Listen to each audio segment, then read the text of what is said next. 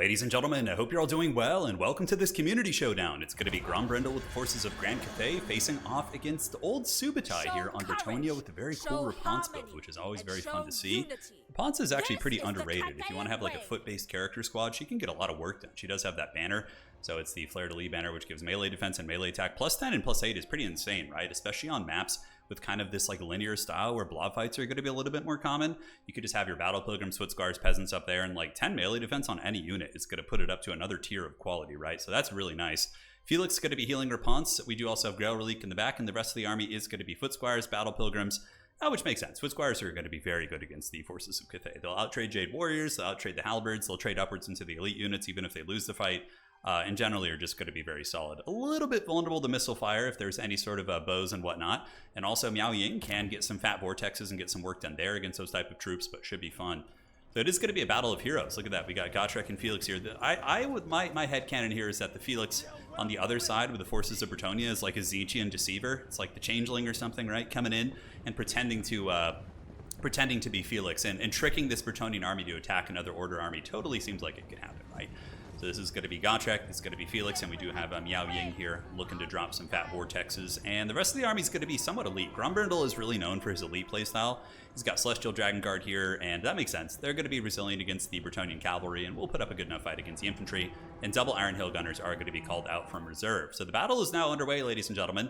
As we see Miao Ying moving up to the objective, the character squad's looking to do battle. I do think Miao Ying, Gotrek, and Felix would be able to beat the Bretonnian character squad, so they're going to need to be careful.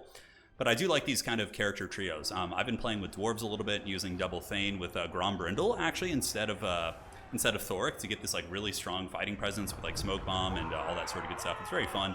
And yeah, watching Miao Ying annihilate peasants with some cool Elder Dragon magic is very, very cool. We'll see if she's going to do it. Now there she goes. All right, she's going to Shadow Realm a couple peasants here. There we go, sent into the abyss. The Dragon Twins have some of the coolest animations in the game, but nonetheless, the fighting is on, and the top objective is going to be taken by Bretonnia. Grand Cathay, just with a wall of spears and halberds. Certainly smart on this map. I think the elite slow build like this would work on what I like to call lane maps. So maps like Gates of Ekrend, Black Ark, like this one. Not so much Black Ark because it's bigger, but like smaller maps where the lane you can just kind of push down a very narrow alley with elite units. It definitely works. Jade Lancer's moving in, running over Spearmen at Arms, Subutai I'm sure will be responding with cavalry of his own. The man, the myth, the legend with the Grail Knights up here on the high ground, anti-large, and of course very, very good armor piercing as of the last patch. So this was in a tournament series, and of course in the tournaments we allow one Grail Knight even though they're bugged. So you can bring one. Chaos Dwarves typically can bring like one train, because one is like you can deal with it, but when you get like 3 or 4 of them running around, it's just like pure anarchy. So Miao Ying going to be using Talons of the Night, and that should do some fat damage. That's going to rip apart these foot squares pretty hard.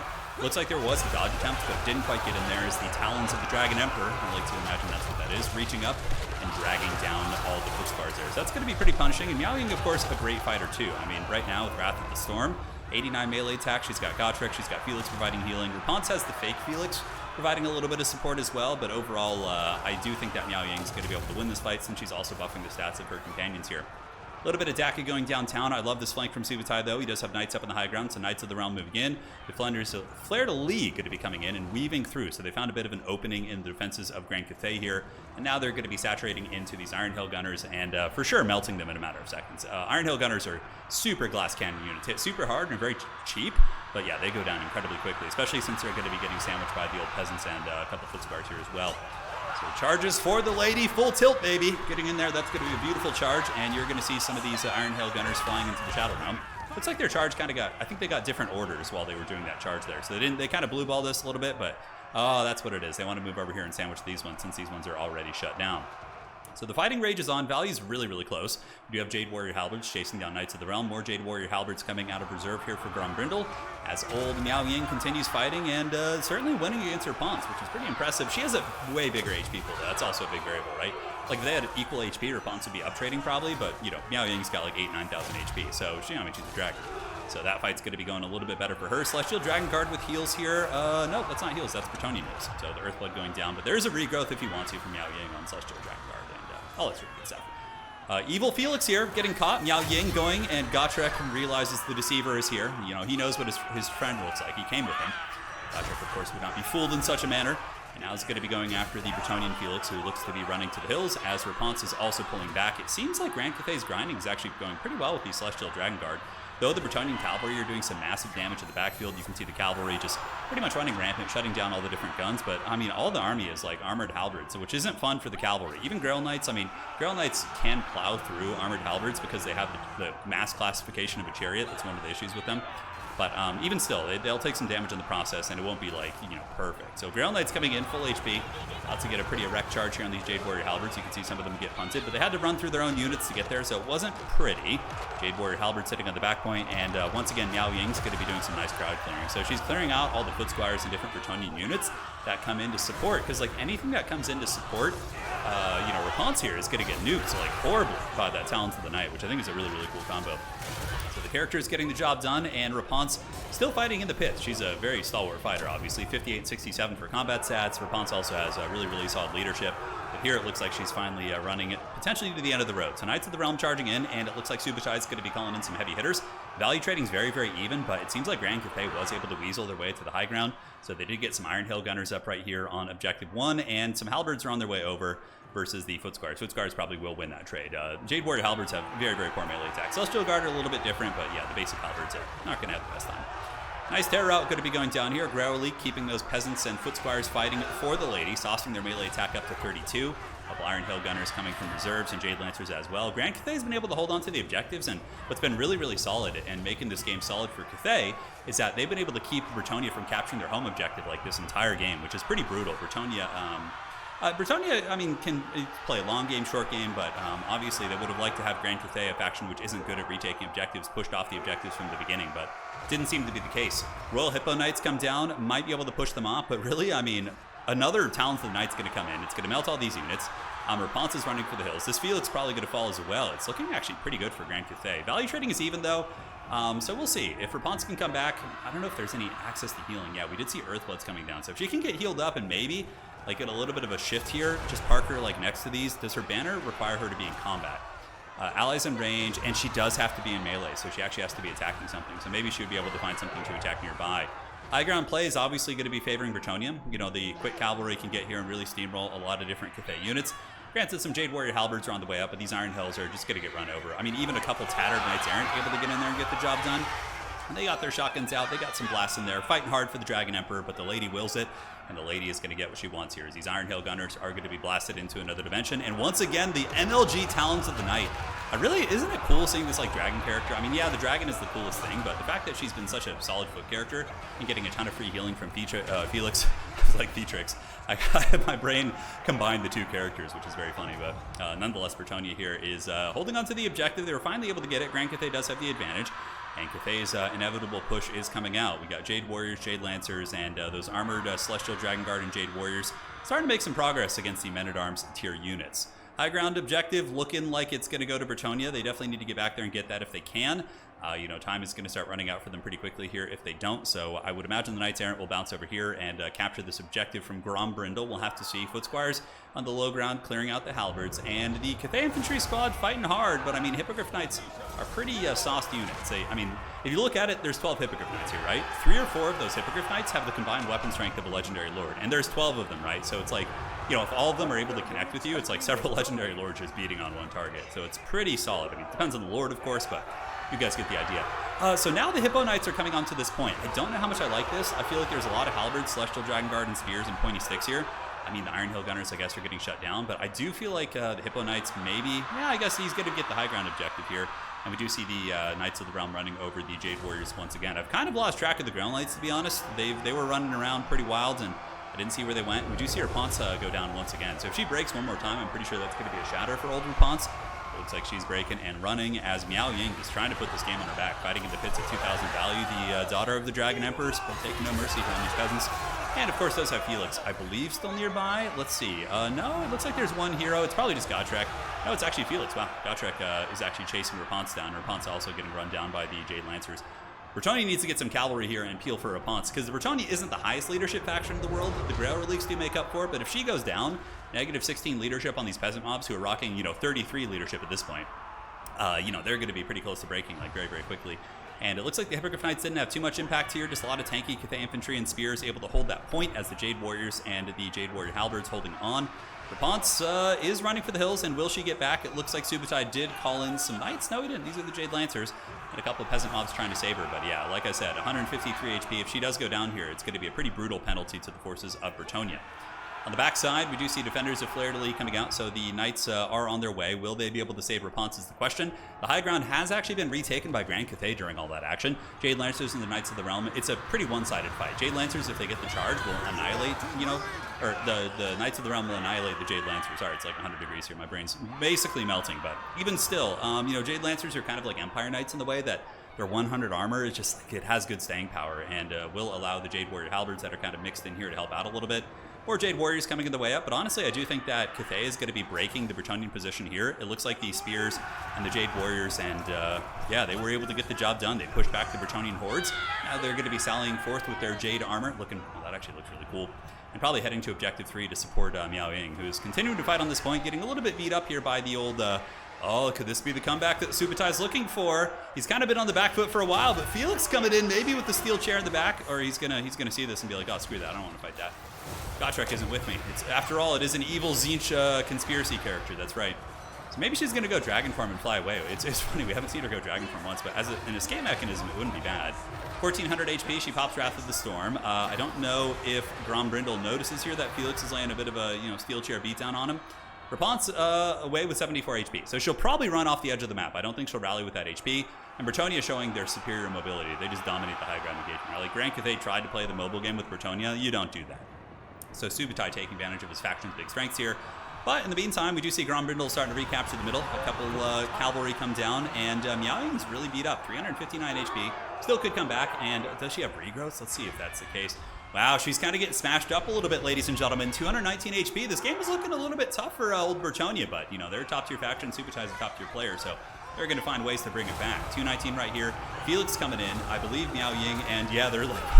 I think they're both healing capped. Yeah, Miao Ying's healing capped as well. We got the Felix duel! The treacherous Felix versus the honorable Felix here. Let's see who's going to get it. And he comes in. Oh, anti-infantry bonus in the back. Is he going to be taking down the Tzeentch imposter? And he does! The Tzeentch imposter falls to the true Felix, and of course Gotrek is here to support his homie. Oh, that's quite a shot. That's like some movie shit right there. Old Gotrek cheering him on in the back. But Objective 2 taken, and Grand Cathay does have a lot of durability on these points. Here, the Guerrero Elite going to be going down. And it looks like the 2,000 point gap is going to be getting eclipsed here. We do see 2 and 3 being owned here by the forces of Cathay. And Grombrindle, he's used to playing these tanky factions, sending in with the... Isn't that funny how people who are usually dwarf mains like play Grand Cathay and Kislev also? It's like, they just love that armor, I'm sure the dwarf mains are a little bit spoiled sometimes when they play Grand Cathay and get those cavalry and magic and stuff. Granted, I do think dwarves overall, as it stands, are a little bit of a stronger faction than Grand Cathay. But... Cathay, when they get like a couple more units on their roster, man, they could really become like a top-tier powerhouse, in my opinion, depending on what they get. We'll have to see. Unless they get like the dreaded Lizardmen treatment, where they just get like, a couple like terrible DLC units and like a semi-usable lord, then, we'll have to see. So Peasant Long Spears here, Celestial Dragon Guard, no joke. Those guys will fight tooth and nail, and they will beat Foot Squires. It's not going to be a pretty fight, but they can. Jade Lancers on the way up to the high ground, and Grand Cathay maintaining a very strong stranglehold on these 2 low ground objectives. A couple Knights of the Realm, a little bit idle right there. But even still, we do see the Bretonnian tide coming in, so peasants and a couple archers moving down from the high ground. Gotrek and Felix still fighting shoulder to shoulder right there.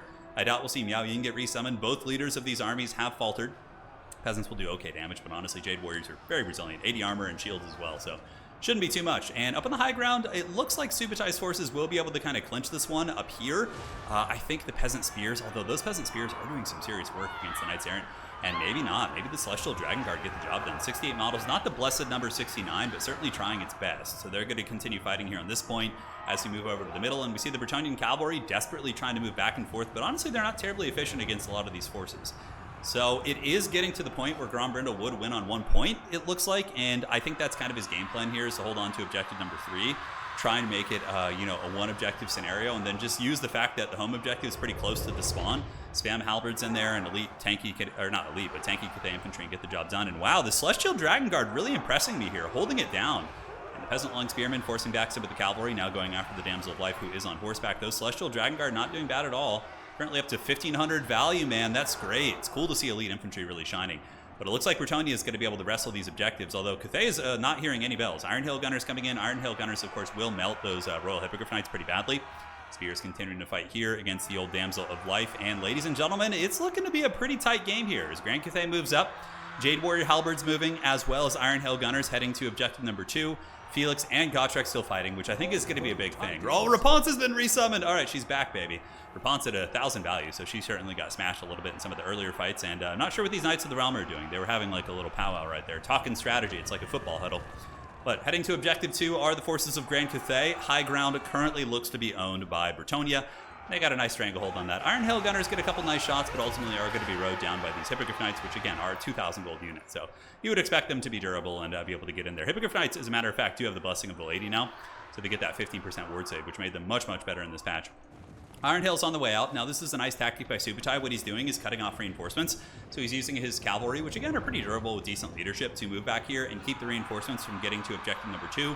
So Grombrindle wouldn't be able to hold this one down. We'll do a slight bit of fast forwarding here while the Bretonnian forces move up. Nice backfield pinning, but man, it is getting danger close. And I think Grand Cathay, oh man, I don't know. That's a lot of Bretonnians with the Rapunzel as well. This is dicey, man. High ground objective is Bretonnia. Subutai was able to get the job done there. That's nice as well, though. We do have the Royal Hippos coming in with a bit of a flank to run interference and just shut down the foot characters, or foot units. So if they could just shut down the Iron Hills and the Jade Warriors and keep them from getting to the point, that would be a really, really nice play and keep the forces of Bretonnia from, or, you know, allow them to capture the point here. So downhill charge from Jade Lancers, very nice stuff. Going to be breaking peasant mobs and also shutting down some of the archers, which again do have expendable capway, but, you know, in this very clutch situation, pretty much everything matters, right? It's going to be incredibly tight. Currently, yeah, just over a minute here, guys. Like a minute and a half is what Grand Cathay needs to hold. Felix is moving in. Iron Hill Gunners coming back here and doing some okay damage. But man, these Hippo Knights are 4,000 value on the Hippo Knights. Wow, that's crazy. I mean, Grand Cathay, I guess, had some elite units and whatnot, so I suppose that would explain the situation here. Jade Lancers trying to chase down Knights Errant, and Knights of the Realm able to intercept them. And honestly, Bretonnia's pressure is starting to mount, but I don't know if they're going to have enough time. I do think that Grombrindle's doing a good enough job with these Jade Lancers routing off the advancing peasants to keep them from getting there. And it's making for certainly a very tight situation. Jade Warrior Halberds do get back here and shut down the Royal Hippo Knights, so it should be able to force them back and kind of reignite to reopen the jam, of course, of the Cathay units that are trying to make their way to the point.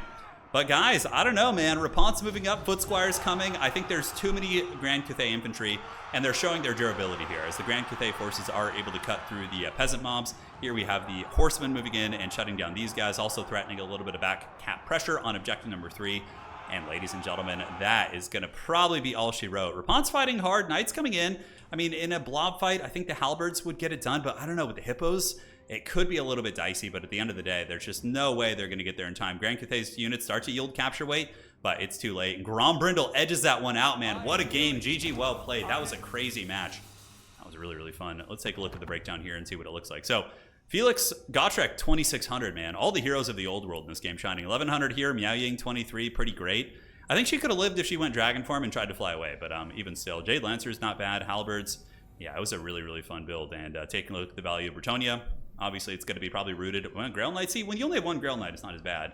Only 600 there, but those Hippo Knights almost put their game on the back. 4,600 on those. Man, maybe 2 of those, right? I don't know. I guess they don't really shine until you shut down all the shooting and stuff. But yeah, GG, well played. See you guys next time. And that's going to be it for today.